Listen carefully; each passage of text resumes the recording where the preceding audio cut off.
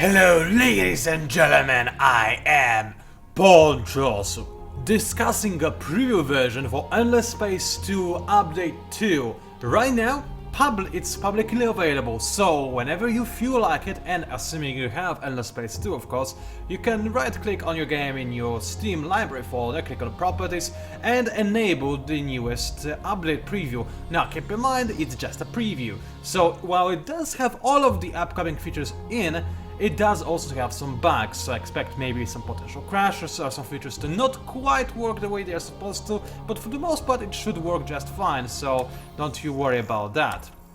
Now I'll quickly discuss the changes that are made in this patch, and using the fact that I've been playing this patch for a while now in the closed non-public versions, because just FYI for those of you who are new to my channel perhaps, I am a VIP tester for Unprinted Studios, so I do have access to those patches beforehand, and I have gathered a decent amount of experience, so I'll also discuss what I think about this patch and about the stuff that it brings into the game. And I'll tell you right now, you may already have guessed it from watching my slightly older videos, for example the end of my United Empire playthrough, but I'm really excited for this update, because it's really, out of all the updates this game has had so far, which is actually one, still, either way, this one changes the most, and it makes the game like truly shine and shows us the potential it would truly have. I always discussed how I deeply appreciate Endless Space 2 potential, but now I see realized, which makes me really happy. First things first though, I want to commend the developers on something, and that is the options menu updates. First of all, interval duration is back for Endless Legend. I'm super thrilled for that to be here again. So that is the first cool second. Now the first cool feature. The other thing is the ability to have more autosaves, which is greatly appreciated, especially when some bad things can happen, especially in alpha version. And keep in mind, we are all still playing alpha version of Endless Space 2. It doesn't even have all the features, so it's not even beta, right? Depending on your definition of alpha, beta, and whatever. These things are very blurry since the right of the internet. Either way, the other thing that we need to discuss is the extra gameplay and galaxy options. So first of all, the gameplay options. As you can see, we now actually have access to all of the victory conditions, and they actually, for the most part, work. I say for the most part because, for example, I have never seen anyone achieve science victory, that being either me or the AI. I have seen a technology that is related to science victory, but I haven't actually tried, I'll admit freely, to grab it myself. Keep in mind, I'm not a QA tester for Unprinted Studios. I don't actually work for them, I don't get paid for my job, I'm just a VIP tester, it's a different thing.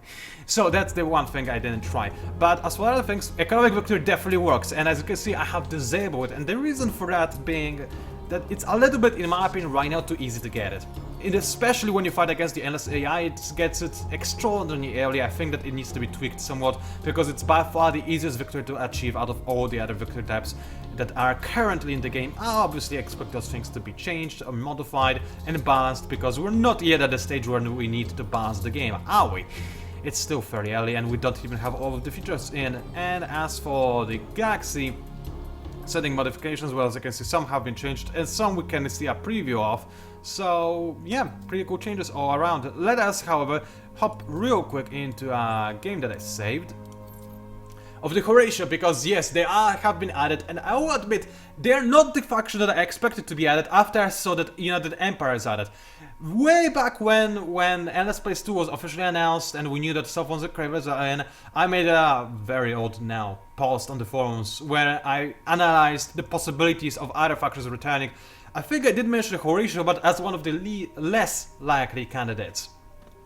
However, they are back, which makes me actually kind of happy. Now, I do not like the fact that we get yet another human-like faction in the game, but then again, so far that will be only the second one, really, which is already an improvement on Endless Space 1 and Endless Legend, isn't it? So I'm definitely not gonna complain about that. And besides, are Horatio really like human? Because for all intents and purposes, they are more like Borg. In fact, I'm pretty sure that whenever they try to talk to somebody, all they say is, "Hi there, we are the Horatio. You will be assimilated. Resistance is futile," or something along those lines. Okay, I know they have a much deeper voice than that. I just like to imagine they don't, alright? Don't judge. So, the Horatio, what makes them so cool? Aside from the absolutely amazing ship design, let me just show you that real quick. Can we go to edit, please? Game, there we go. Alright, this ship doesn't really show the full extensiveness of how cool the ship can look like. This is however more so, especially since it does move while in space, in a completely unrealistic but cool looking fashion. So yeah, the ships look completely different from Endless Space 1, but they look great nevertheless, and that makes me really happy. But Horatio also play in a really interesting way that I personally recommend. First of all, like the Borg or Zerg or any other similar kind of faction in sci-fi, they hunt down population and they splice them, or as they call it, they beautify them. By which I mean they extract their genes and add it to their own genomes to make themselves more powerful and, well, kill everybody who is uglier than them, because their goal is to make the galaxy filled with beauty, that being the Horatio, because they are the most beautiful, of course. Now, this does mean that as you get more population in your empire, you can splice them, which I have already done for this race, which adds their genome into yours, like I said. Eventually you can get crazy. Now, this is just a real quick testing game, so I only played this with one AI on a tiny galaxy with as few worlds as possible. So there weren't too many people or things to splice. But normally by the end game, Horatio gets ridiculously powerful. I wouldn't call it overpowered, because they have to work for their power and it's a fairly slow process, but if they are left unchecked, if people let them splice, then by the end game they have the most efficient population in the entire galaxy and probably become unstoppable. So really, they are they create a snowball effect, and I like that a lot. Now the other thing that I really like about the Horatio are their particular ships, because their ship's extraordinarily cost efficient. Let's have a look at this ship. Now, I did give it an engine because I'm far away from the AI and I wanted to move quick. But what I could do instead is give it some more armor, for example. Now, what strikes you as perhaps surprising in this design is that we have 4 weapons on a Hunter class ship, none upgraded by the way, this is not an upgraded version, and 3 defense modules. That's better than what the United Empire has, isn't it? Because United Empire, sure, they can get 4 weapon types on a Hunter class, but 3 defense modules? Now that's quite a thing. Now, of course, Horatios do have more expensive ships, but nevertheless, this is an example of beauty in elegance and design, because it's extremely efficient for its cost. Now, you might say, alright, but it doesn't have any spawn modules, and if I were to add one, well, then I would have to get rid of a defense module. Yes, but I can still do that. The beauty of Horatio ships is the freedom to compose them. That's a weird way to put it, but I guess it fits the Horatio race in any way you want, and you can get an extraordinary amount of efficiency from each ship. They are extremely damaging, and frankly, I would right now call them the best games in the ship, the best ships in the game, just because of how much firepower I can possibly add on them. I mean, I could even, if I wanted to have an absolute glass cannon, I would simply add 1 armor in front and 2 Hyperion boosters in those slots, and look at the amount of damage I can deal. Not even a United Empire ship can hope to match the amount of firepower I currently have, and that's saying something. So, alright, I mentioned the Horatio and their deal and whatever. They are dictatorship as well, which makes things extraordinarily easy for them in the early game, but also makes yeah, them have a lot of influence they don't know what to do with. We're gonna talk about that again a little bit later. So, another change, oh yeah, I'll go through the changes of this update, because not only were the Horatio added, of course, but also another important thing, in fact very important thing, is the new tech screen. It has been mentioned since update 1. Update studios have heard the community cry for a different technology screen, and they have provided us with what is essentially a baby of Endless Space 1's and Endless Legends technology screen. So it does look like Endless Space 1, however in Endless Space 1 all technologies were linked to each other, which means that in order to gain any technology aside from the static technologies, you first had to finish some kind of prerequisite technology in order to gain access to it. In here it's not the case. I can freely research any technology I have access to, and I don't need to unlock anything in particular in order to gain access to it. You might be asking, alright, what are those links then? Those links lower the cost of linked text. For example, I currently have access to wave function control, which lowers the cost of ultra deep habitats. If I didn't have wave function control, then ultra deep habitats would cost more to research, but I would still be able to research them regardless. So that's how those links work. It's a pretty cool way, if you ask me. As for the entire idea behind this tech tree, well, it still has something that resembles an era from Endless Legend, as in each quadrant unlocks in stages. So as you can see, in Military Quadrant, I have unlocked all stages, I have access to every technology I can possibly dream of. But in Empire Development Quadrant, I only have access to 3 stages so far. And the amount of technologies you have unlocked in your latest stage dictates if you can or cannot unlock the next stage. In this case, for example, I need 4 technologies to gain access to the stage 4. So if I would research one more thing, I would then be able to research things for the next stage. It's as simple as that. Now, this system is pretty great because it allows you to have more flexibility in your plays. It does allow you to focus on one quadrant more than the other, which Endless Legends technology screen definitely did not allow you to do. And simultaneously, it does force you into making certain decisions, because if, for example, I were to research Xenology, that would not unlock the next stage for this for Empire Development Quadrant, because I would need to unlock the latest technology in order to unlock the next stage. What about the red links? Well, these were things that were quite controversial, at least for me at the start. I will admit, I was openly opposing them. I did reach out to the developers and I just said, guys, I don't like the idea, because the idea is that if you research one of the techs, as you can see, the idea becomes grayed out, you can never research the other one once you research one of them. They are mutually exclusive technologies. The main reason why I was against this is because I was afraid of people being blind countered in multiplayer. For example, one player can research improved ion torpedoes, which give you access to better missiles, and the other could randomly research improved plasma shielding before even meeting the other player and realizing that you need to have armor instead of shields. And in this scenario, the first player gains a bonus for not doing anything whatsoever, which I personally didn't really enjoy the thought of. Even though, and it's something that's worth mentioning, shields are somewhat effective against missiles and kinetics now. They're very weak against them, still, but their efficiency is being gradually slowly increased so that missiles are more of a soft counter to shields rather than a hard counter, which I personally appreciate a great deal. Now, however, as I said, I reached out to the developers and they have actually replied in a fairly lengthy post, which I'm not gonna recite to you right now, but generally the idea is that, first of all, things are not supposed to be, will not be hard counters anymore, so we're gonna avoid those kind of situations that I just described. Secondly, mutually exclusive technologies provide an environment where you are forced to make decisions, and not every game is played in the same way, so that different players can expect to see different things in each game, and they'll have to adjust depending on what the other player has gone for so far. For example, if this situation just described happened, then obviously I will then have to probably make a choice and go for something else in the other stage. There were some other arguments as well, which I don't quite remember right now, but in the end I was like, I thought that, well, it's not the worst thing that can happen to have exclusive technologies. Fine. At the very least, the truth of the matter is that they do indeed force you to not play the same way in every game. For example, by grabbing both unstable isotopes in the focus plasma. So yeah, okay, I see the advantages of that, I admit. What is still a problem is the fact that there's no reason to research either of those two technologies. Why?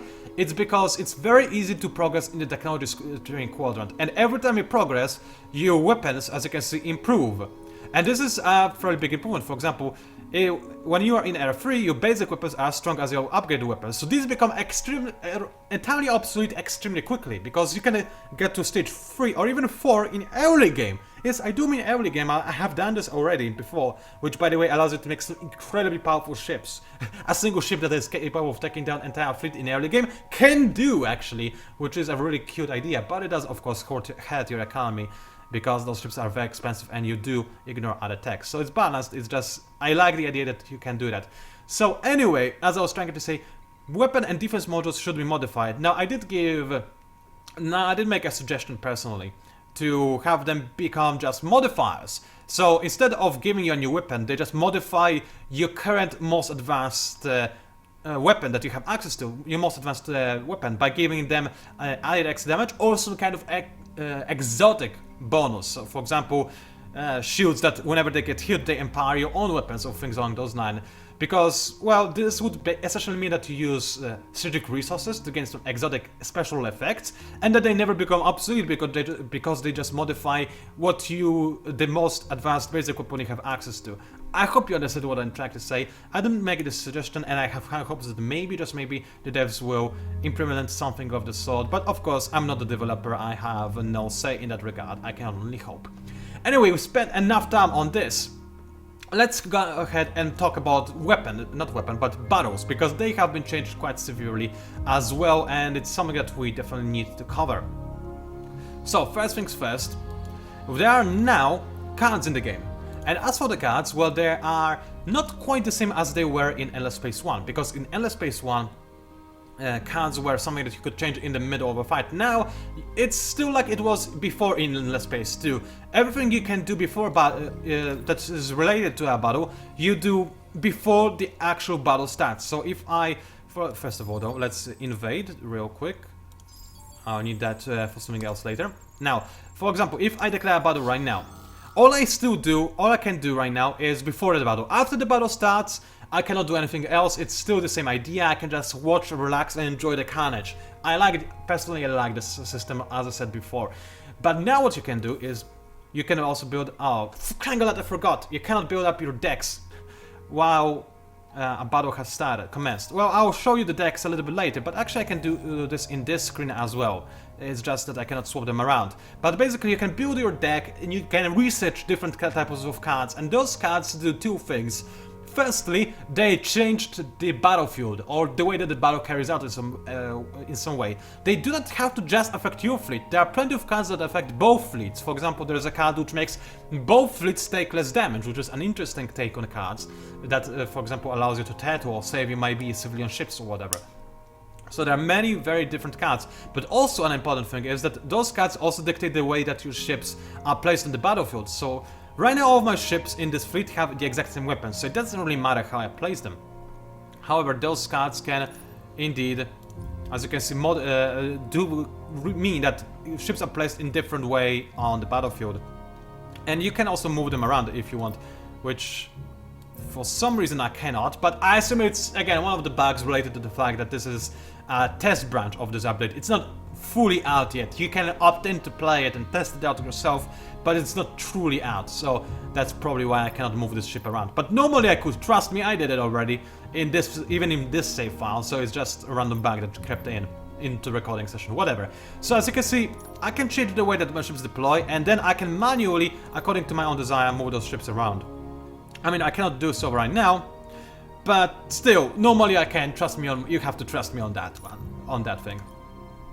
Now, additionally, you have a few more stats. For example, this shows you the overall military strength. This shows you the kind of weapons you use, for example, kinetics versus energy weapons. And this shows you the optimal range. For example, at long range, I'm slightly more effective than the enemy. At medium range, the enemy gains advantage, and at close range, I cannot shoot at all, but the enemy definitely can. You can also see the kind of cards that the enemy played against you so far, which helps you determine your possible strategy. At least it tells you what kind of cards the enemy used to have. So let's go ahead and watch the battle, because there are some things inside the battle that I also wanted to show you guys. So just let it load, I'll drink a bit of water.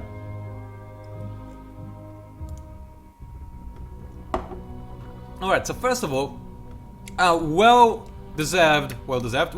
very much so welcome update to a free camera. So for example, if I move my free camera around and I left click on this ship, hold on, like so, as you can see, my camera is now following this ship, and it will just stay here unless I left click again and move it away, which is pretty cool if you ask me.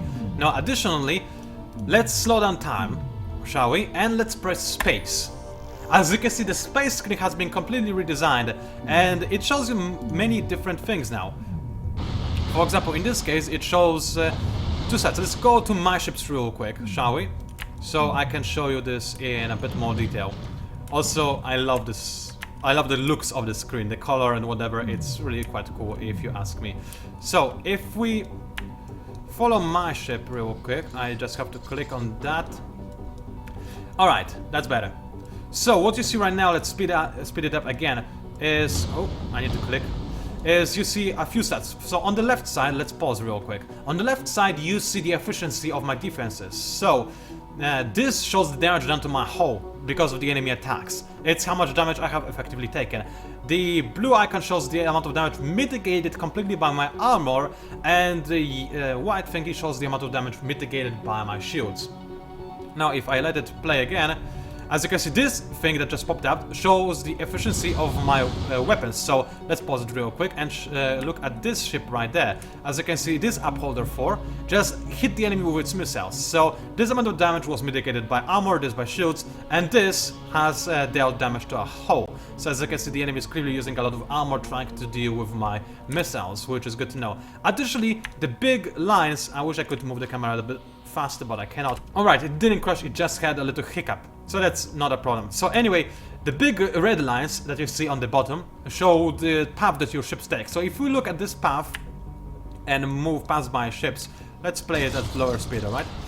Then you can see that my ships are actually going at some point to overtake the enemy ships, which are taking a longer route, which will allow the enemy to fire completely harmlessly at my ship's rear side, backside, while my ships cannot fire back. Which is right, because I'm going for a long range formation, not supposed to kill the enemy before that happens. So you can clearly see what is happening right there. So that's cool. Also, I love watching things in slow motion from time to time because, oh, it looks so satisfying. Anyway, additionally, you see those light things, those show the attack trajectory, which ships target which ship. So as you can see, this clearly shows just that kind of data. Let's speed it up again to normal speed and go back. Additionally, as you can see, there are also extra markings on the bottom. They show the overall health of both fleets. For example, in this case, we can see that the enemy ship is dead because it's blacked out. My ship is taking damage because it's slowly being grayed out. Once it's black as this ship, then it will be effectively dead. So that's how it works for the most part. It's a pretty cool system, I have to say. I love the improvements made to the battle in both in terms of the extra cards and effects you can add in, as well as the way it looks, because it's really great. Auto camera could still use some extra work, but it is getting there, which is good enough, I suppose. I'm just happy that free camera was improved. That's already a pretty big deal in my eyes. And also, I love battles so much.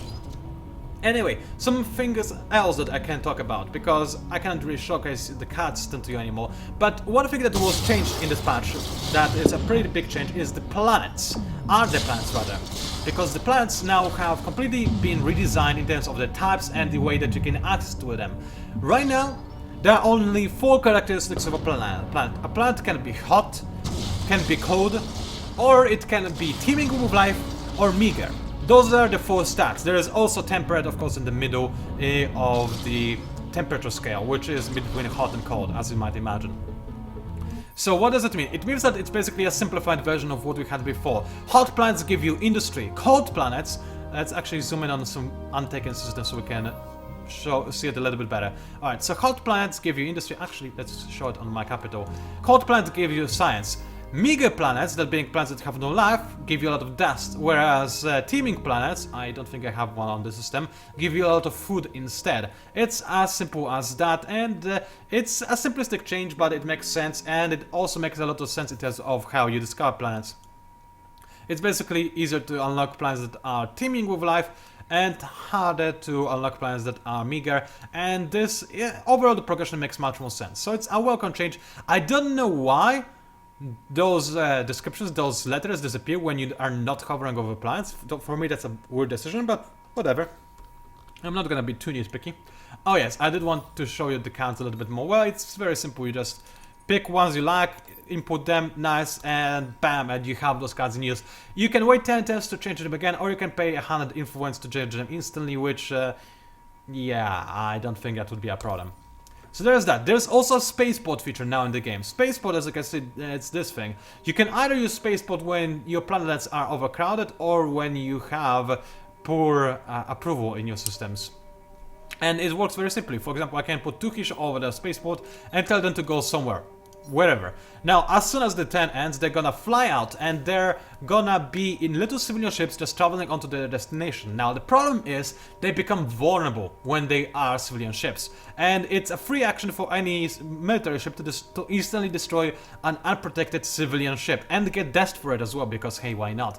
So it's a little bit risky, especially if I, for example, say travel some civilians over to Lupus, which you can do. Now when you settle on new systems and create outposts, you can speed up the construction of outposts by sending in food shipments, and you do that again by using civilian ships which are completely undefended.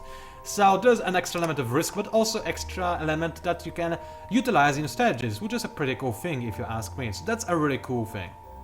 Overall, I love this update, but there are two things I need to mention that I'm not very keen on.